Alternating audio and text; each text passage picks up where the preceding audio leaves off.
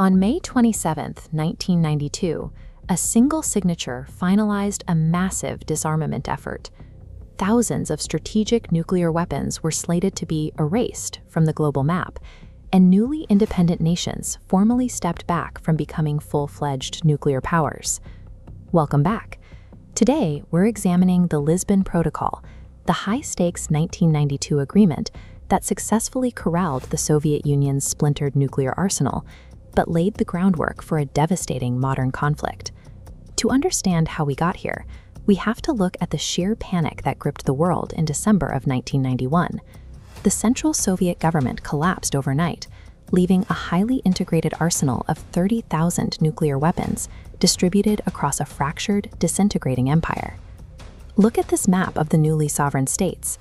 While Russia retained the bulk of the stockpile, the physical hardware of the Soviet triad was now stranded in 3 other countries.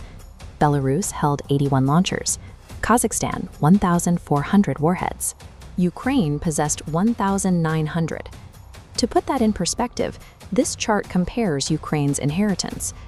With 1,900 warheads, Ukraine held the 3rd largest arsenal on the planet, more than China, France, and the UK combined. For policymakers in Washington, this was a waking nightmare. The Soviet economy was in freefall, meaning the soldiers and scientists guarding and maintaining these weapons were no longer getting paid. US intelligence agencies were deeply concerned about loose nukes, the very real possibility that desperate scientists might sell fissile material or their technical expertise to the highest bidder. The Cold War bipolar standoff had instantly shattered into a multi-state custody crisis. If these nations kept their arsenals, the entire global non-proliferation regime, the international agreement designed to stop the spread of nuclear weapons, would have collapsed. This threat birthed a highly unusual alliance. The United States and the newly formed Russian Federation shared an identical goal, ensuring that Russia emerged as the single, exclusive nuclear successor to the Soviet Union. To make this happen, they offered a massive financial incentive. Through legislation sponsored by Senator Richard Lugar and Senator Sam Nunn, the U.S. created the Cooperative Threat Reduction Program.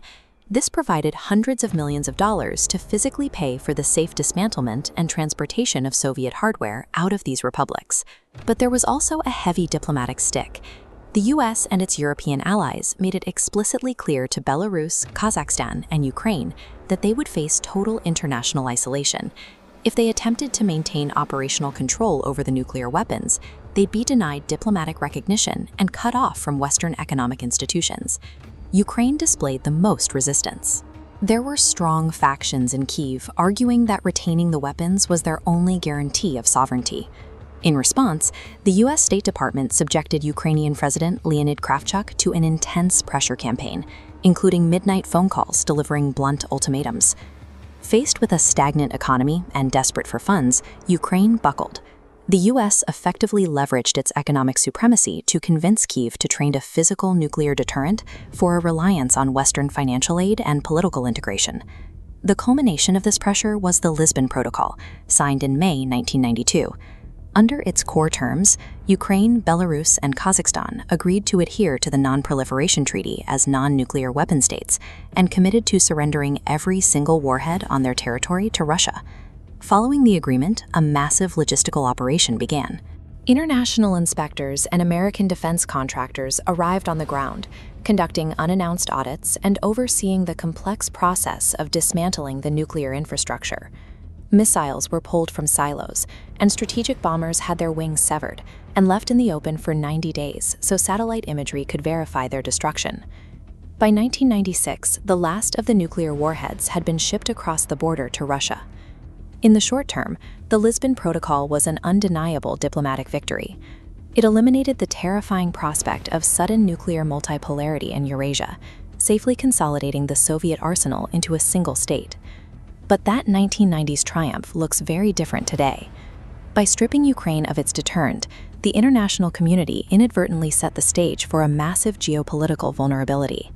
Ukraine had accepted an incredibly asymmetrical bargain.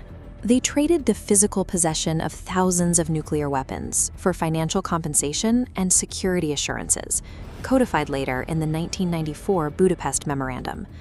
But those assurances were political promises, not legally binding defense treaties.